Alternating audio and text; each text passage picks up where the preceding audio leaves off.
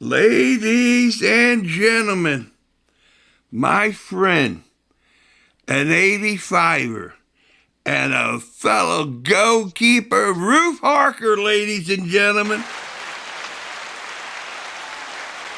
Soak you in, man. We all love you, Ruth. Well, I love those applause. Yeah, Just love them. yeah, man. That room must be full of people. Oh, I'm out here at Balloon Boom Studios in downtown Holly Hills, and it's kind of like I'm gonna have to have a permit, with all the people in the backyard. Yeah, I can see that. Yeah. I can see that. So here it is, ladies and gentlemen. We always have special at Whale Certified, but today, I mean to tell you, sister, just talking to you just briefly, I got a tear me in the eye. I mean, just you're doing great work, and so let me pull back the curtain, and I give you Ruth Harker, ladies and gentlemen. Hey, well, it's great to be with you, Wales. As you know, I've been really busy. Got 3 things going on right now, and they're all for women's soccer. And it's just been a thrill, in watching the high school Premier Leagues and things like that. One of the things it reminds me of is what women didn't have. And so one of the things I've been doing is I've been coaching these women, 40, 50, 60, 70, some 83-year-olds at these tournaments that we've been putting on. They're called the Legends tournaments. Wow. And there's tournaments all over the world that are doing these. I'm doing one in Japan next year. I just did one in England where I brought 2 U.S. women's teams who were 50s, 60s, 70s. And we went 11-1, and my 2 teams were in the final. So it was bittersweet. Lost one match, and it was against myself. So I paced 7 miles on that sideline that day. But it's fantastic, and watching these women who've never had an opportunity to touch a ball because they weren't privy to Title IX and weren't allowed to do it, and watching them, take pride in winning and understanding the game. Just teaching these ladies not to bunch like a bunch of little kids. It has been an enormous amount of fun. Wow. And, starting on my Professional Women's Retired Players Association, got that thing kind of rocking along. And of course our 85'ers team, now the manager of that. So it's keeping me pretty busy. Oh, I mean to tell you, busy. You can't get a hold of you. I mean, and I want to thank from the deepest part of my heart to thank you for taking the time out to be able to talk to us, because this is great news, man. It's my pleasure. I'm finding my purpose and my joy in the game, and that's a lesson, that no matter how long, you start. I started at 14, and I'm still invested in this, and I think sports do that. Sports bring people together, and it doesn't matter what age you are. That you can still be involved and still contribute and still make a difference in people's lives. Man, I'm still in shock. It's just goosebumps. I still have, when you told me about the 83-year-old going horizontal to make a save. Yeah. Normally when I'm warming up keepers, depending on their age, I take a little off or put a little extra on. Yeah. And this goalkeeper, she's 5'3", and I think she was 78. I had some 83-year-olds, right, but she was like 78, little Italian woman, and still had an accent. And I shanked one when I was drop kicking balls at her, and she went flying, and I was like, "Holy cannoli!" Yeah, I'm like, did you break a hip? Did you? She's like, no, I've done way worse than this. And I'm like, oh my gosh. So I made her player of the day. All the other goalkeepers are just sitting there in awe, and they're 40, 50, Yeah, 60, and man. here's the oldest person, flying through the air and she made the save. Oh, yeah. Yeah, it was unbelievable.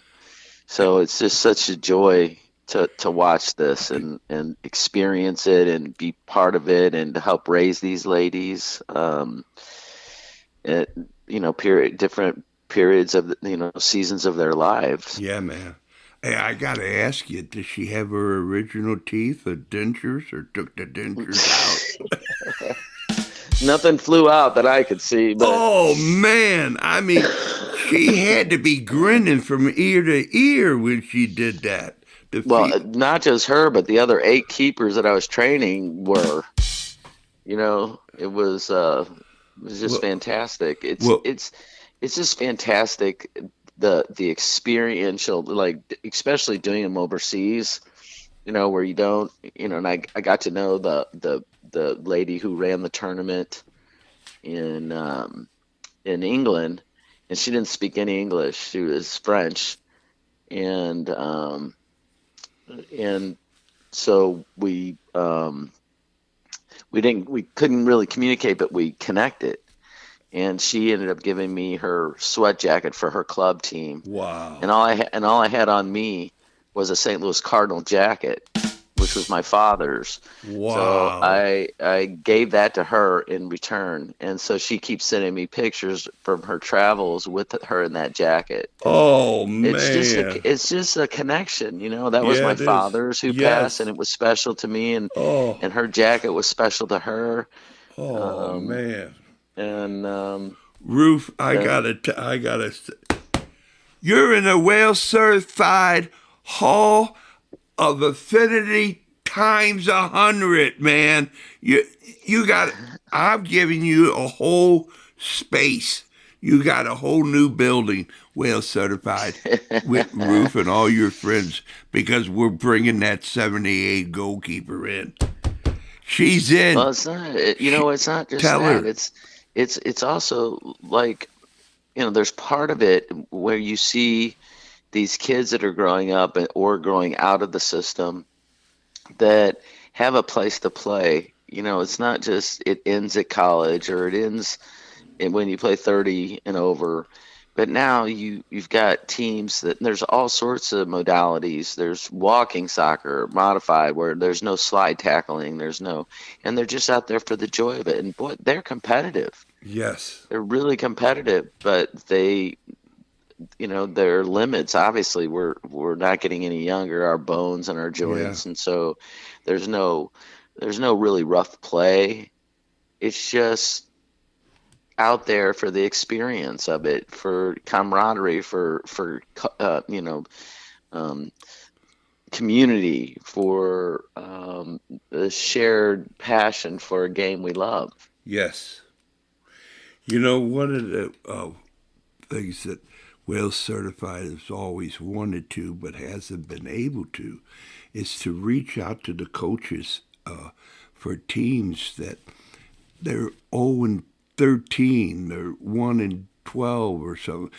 But just for the love of the game, they keep coming every day to practice or to play the beautiful game, man. And You know, I just haven't been able to get a hold of them. So if they, that's because they're sulking in their defeats. oh, No, but you know what? When I was when my daughter was in middle school, she had played up in basketball a year because her class, the particular class she was in, didn't have quote unquote any athletes. So when that team graduated from 6th grade and they went to 7th grade, my daughter was the only one in her class that wanted to still play. So I reached out to the parents and I talked to them about Title IX. I talked to them about this opportunity and about how sport is good for so many reasons. Your daughter doesn't have to be athletic. She doesn't have to be this, but to be playing on a team and to understand how important that is for your future. To learn how to get along with people you don't like, to do something that makes you uncomfortable, to, those things are privilege, whether they know it or not. And my team, that basketball team that year, and I mean, they had no skill sets, but we went 5-2. We went 5-2 because, as a coach, you find the buttons, you find what makes those people tick, and it's no different if you're 14, 15, 16, 20, 30, 50, 60.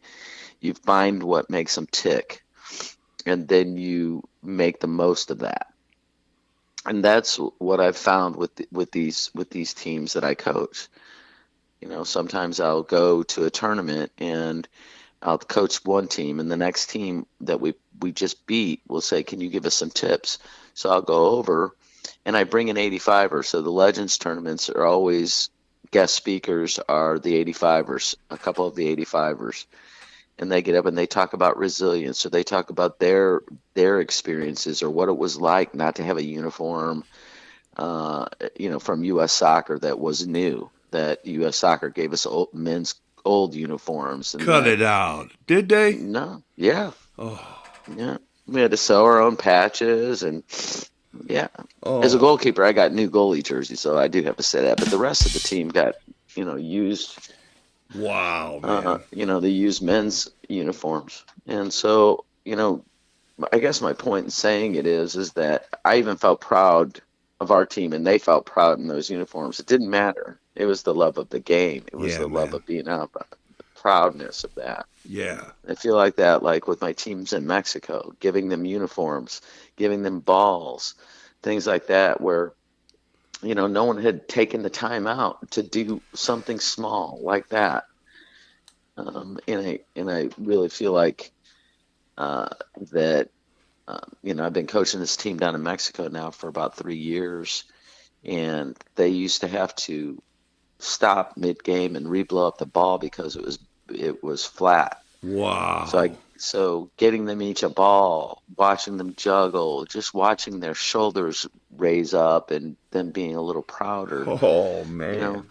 this is why I do it. This is why I do it, from kids to adults. Um, it's my purpose, and Yeah. it's a pleasure. Well, thank you for sharing, man. I mean, God, that would just be terrible never to hear that story.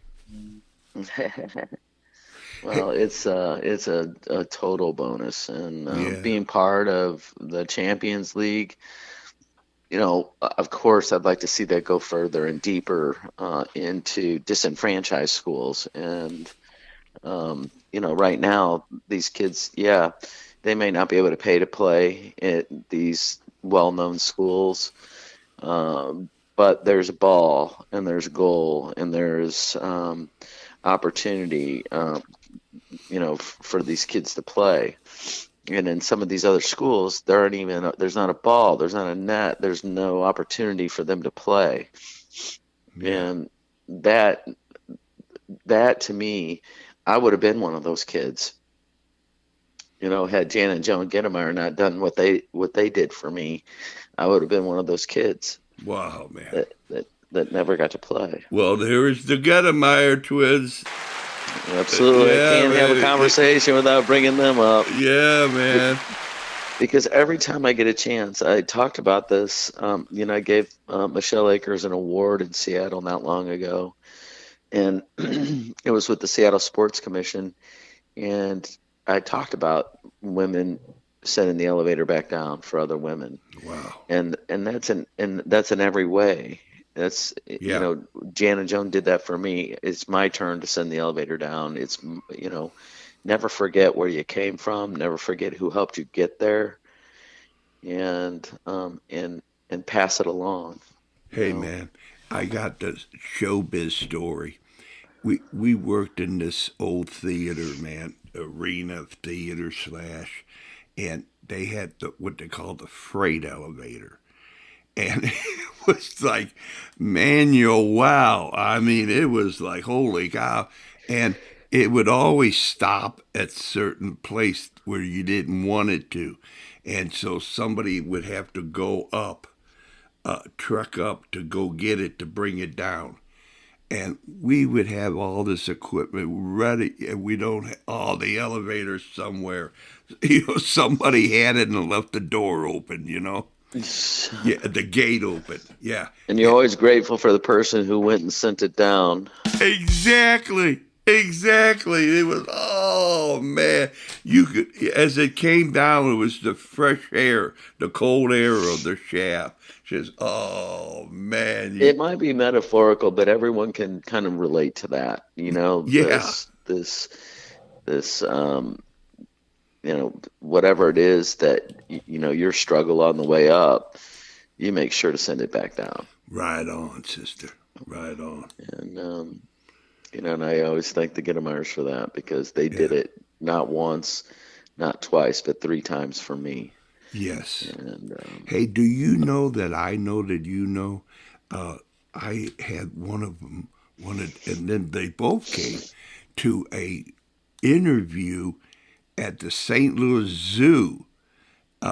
One of them feeds all the Jan, Jan feeds all the animals, and yeah, I mean, I felt like forget about the palace somewhere. This is the place the whale wants to. I mean, totally. yeah, man. Talk soccer with all the food around. Oh man. I saw her there by accident when my daughter was young. I couldn't believe she worked there. I was at the children's zoo, and at the time she was working at the children's zoo, and I ran into her there, and I'm like, wow, I didn't know you were doing this. And yeah, she's still doing it. And, um, Well, they're good. They're good humans, both of them. oh, big time.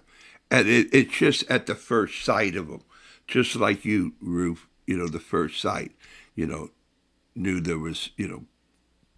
The love of the universe is in you, sister. They're So special. yeah. So here comes the deal: is that you can have as much time as you want, but I mean to tell you, I've never had anybody,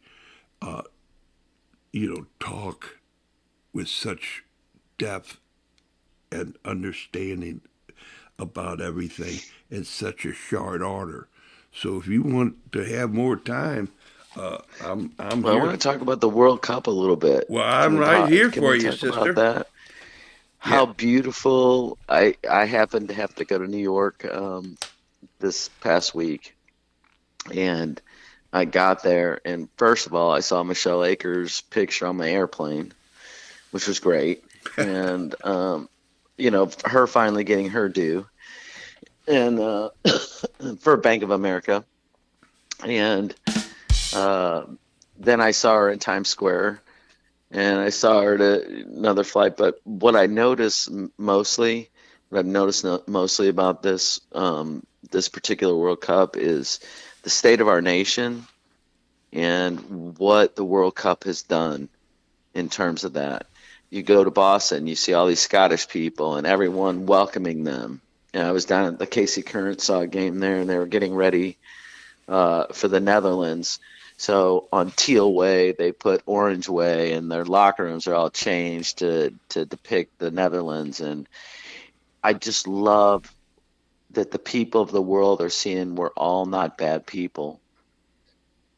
That we've embraced all these other countries, and to me, it's just been fantastic, in a fantastic way to bring people back together, through a beautiful game that we share. And some of these Wow. people don't even share the love of the game, but are getting involved because of the wave of it.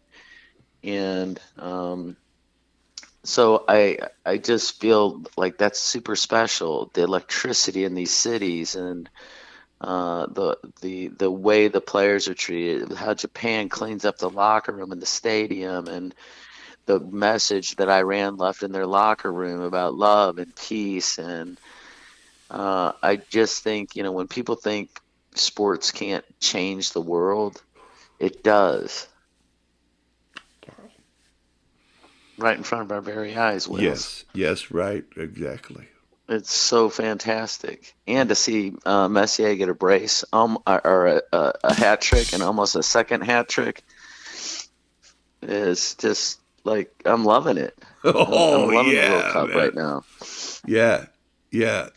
Oh U.S. man. men making it out of the group stage. Yeah. Hallelujah. I'm like, are you kidding? We finally made it out of a group stage? Two in a row, baby. And I'm like, yeah, yeah. Yeah, well, there were some own goals there, but that's Oh okay. yeah, yeah, yeah, yeah, Doesn't matter yeah. how they get in there, you That's know. right. Exactly. Yeah. But I think our American men are playing well, and we'll see as they get to these other rounds how if that's sustainable. Because, Right. I just wanted to say mostly how it's bringing our country and other countries together. Yeah. How we are treating these people. There Yes. hasn't been a lot of violence. There hasn't been a Right. lot of, you know, No. racist, Yeah. Right. anything like that. It's just been welcome. Yeah. And Cherish I the love that. moment. Yeah. Right. That's what sports can do for the world. You know the association. That was my first concert I ever went to. I guess cherish it You is a mean the word. one cherish is the word I use to describe that song? Yeah, baby. There you go, Ruth. Yeah. All right. Well, at the Whale Certified Banquet, we'll dance to that tune. Right on. Can't wait. All right then. Oh man.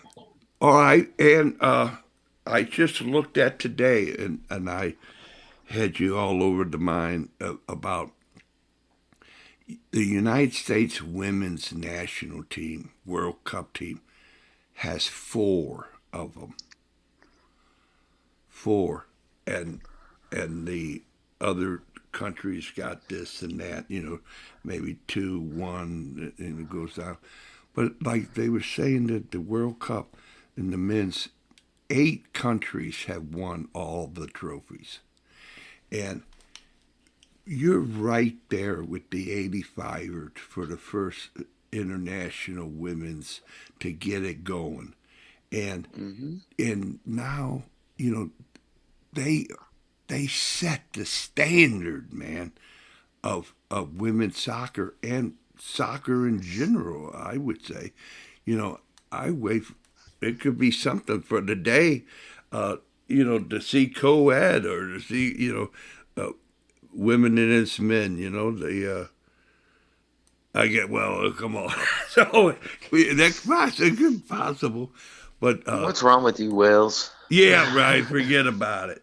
So, but anyway, that's the whole story. Is that that's amazing how the beautiful game, just that little ball with at you don't need soccer shoes, go barefooted and play the game and the smiles and how we solve problems. The problem solver on the pitch. It's an amazing thing, man. Leadership, all there's so much. You talk about the women, the U.S. women raising the trophy four times, and I heard, I think it was Emma Hayes who was talking about saying that we were, 50 years behind. And on some level, that's true, but the men also had more than 100 years advance. They had 100 years of a head start in branding and marketing, and for us to be caught up and only be 50 years behind um, says a lot about um, the uh, the depth and the pressure there was for the women to win it, and it is generational. It's um, from the very start there was this pressure to win so that it could stay. Um, that we had to prove ourselves, that we could do this. And you go back to Dick Kerr's women who were selling out stadiums in England, and they had to quit because they were out, sort of out earning the men, out more people coming to watch, and so they banned it for 50 years. So you think about it, it's more than 50 years that we have to catch up on. Wow. There's for him as Hayes to say we're 40 or 50 years behind is to me something to be super proud of, considering the disparity to begin with. Wow. And I know that's a weird way of thinking about it, No, it's not. but women of the U.S. women have won more hardware in that starting from behind Wow. than the men. And I contest, and I say this all the time, that the U.S. men need to get better in order to, if you look at Spain, the women's Spanish team, in 2015, they weren't even on the world stage. But all those, Real Madrid, Barcelona, they were feeders. So some of that money trickled to the women's programs, and teaching that system to those women, and less than 10 years later they win a World Cup. I mean, and I say that all the time about U.S. soccer, that the men have got to get better so that we keep these women in the National Women's Soccer League and they don't go overseas. So it's right here. So watching Sam Kerr come back to Gotham is a blessing. It's kind of like Lionel Messi going to Miami. It started, and if you go and watch teams down in Miami play, it's sold out every time. That's not the case in every MLS stadium unless Lionel Messi's playing. Yeah. We do have, in St. Louis, we have a great soccer community here, and that soccer stadium is sold out. It's also a small stadium. You go to Madrid, or you go to, any of the Barcelona, and those stadiums are huge, and they sell out all the time. And so that money, then, it always ends up about the money, but that money does trickle down into supporting the development of women's programs. And the stakes begin to get higher now that, everyone's watching women's sports, right?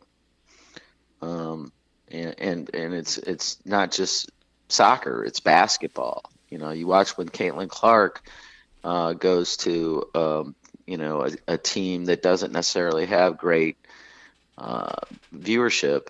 And when she goes into their venue, they have to change venues to accommodate the number of fans. Yeah. So it tells you a little bit about why it's important that we keep the Trinity Rodmans in this country, or the Sophia Smiths, or the, it's really important for us to try to keep them here. And how do we keep them here? It's an investment, Wow. and Michelle Kang's doing that. She's one of those people. But again, it gets to the men doing better in our country to help elevate both men's and women's. Right. Hey, both the women's. They talk about pressure, and and that's how diamonds are made. So we're all taking shape. We're just diamonds taking shape with all the pressure to get it right. And you have that such a way. I don't want to put you on the spot. I'm sorry, but I just feel the need.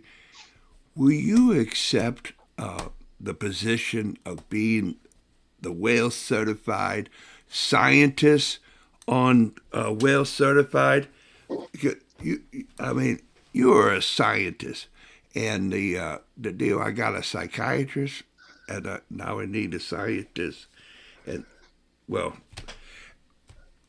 just let me get your views. Have you heard anything about this Mandy D. Maria? Yes, of course. She's leaving school a little early. I love that kid, and there's always this, sort of continuum of the beginning of your career and what what what does the end of your career look like, right? And in between there are pivotal moments. And for her, it's, do I stay in school another year or do I go hone my craft under a program like North Carolina? Just the amount of change that's going to be for her, just the workout regimens, all of it. I used to get these things in the summer from Anson. This is what you need to do to be prepared for camp. And it was long and it was arduous and it was high stakes. This is what you got to do to be ready. And I think that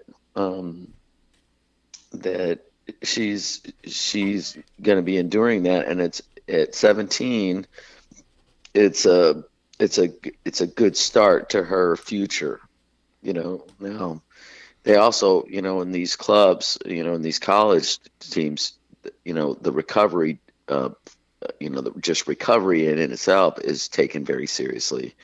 I think when I watch my son play high school basketball, there is recovery, but they don't have a standard of understanding that.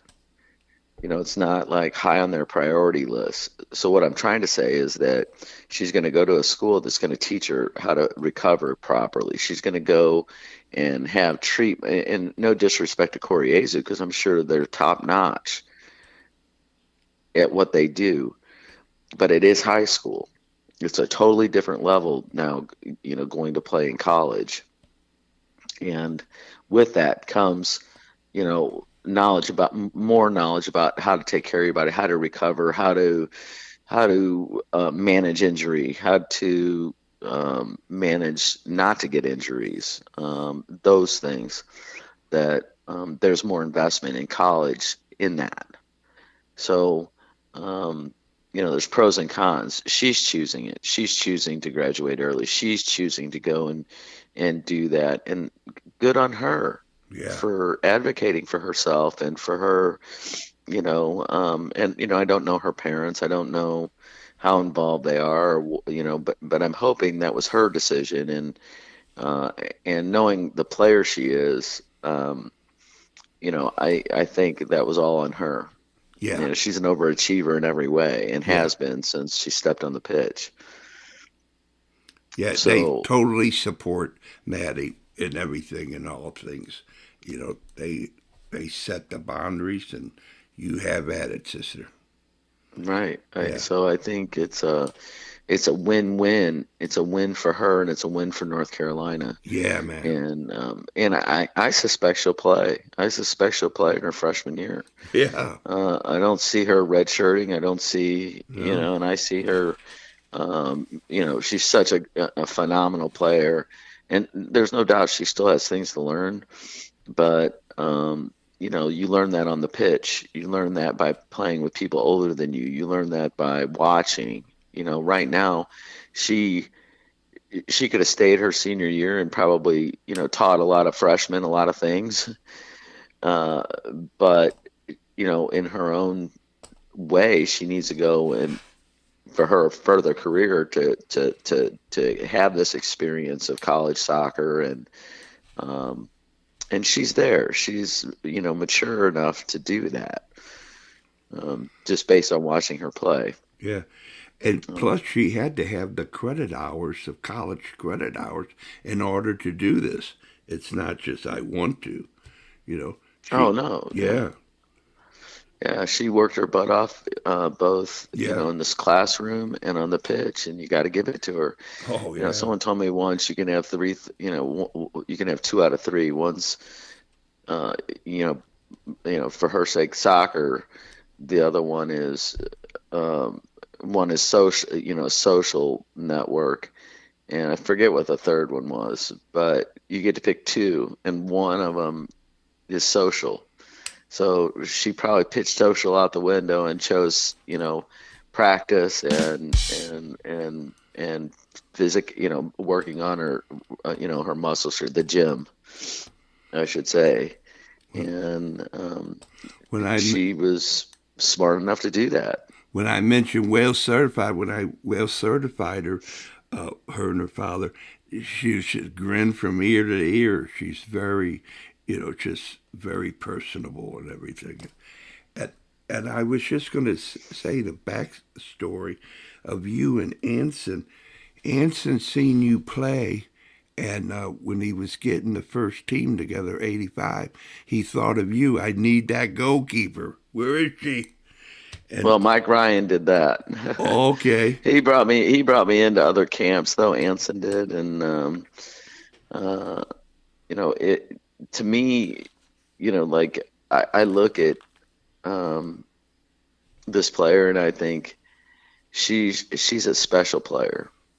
And they're rare. Anson talked about Mia Hamm one day.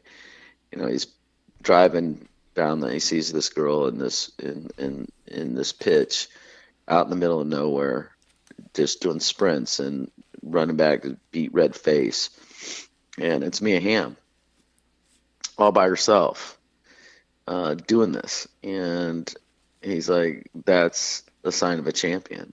That what they're doing when no one's watching, and I suspect Di Maria is doing the same thing. wow. That's why you're the Wales certified scientist. She's special. Yeah, She's a special kid. yeah, I foresee great things from her. yeah. Well, I don't think I've ever met her. I'd love to meet her. oh And, yeah, yeah. Well, I'll drop a note to her father saying, "Hey, can we arrange something?" yeah, break bread, just have lunch, and Yeah, yeah. and if nothing else, to give her a few tips on, how that pressure is privilege and what she does with it. Well, I'll definitely send this episode over to them, and with a note. So anyway, the Di Maria family is just a legendary. The whole family, father, mother, grandparents, kids, sisters, brothers. Yeah, they maybe have a couple cousins that are real good, but that's unbelievable. Hey, man, I'm telling you, I could go for another hour, but if you want to close it up, by all means, do it, or we can have at it again. Well, what I have to say is, if there's any women listening to this who have never played the game, who'd like to play the game, who would like some community, find me, reach out to me. I can get you into tournaments. You don't have to sign up as a team. They can put you out there. It's interesting because some of my 85'ers have been playing since I pulled them in to do talks. Now they're playing, which is just so great. Yeah, man. To see these women, and you can't imagine how proud some of these ladies are to play with them, to say they played with them.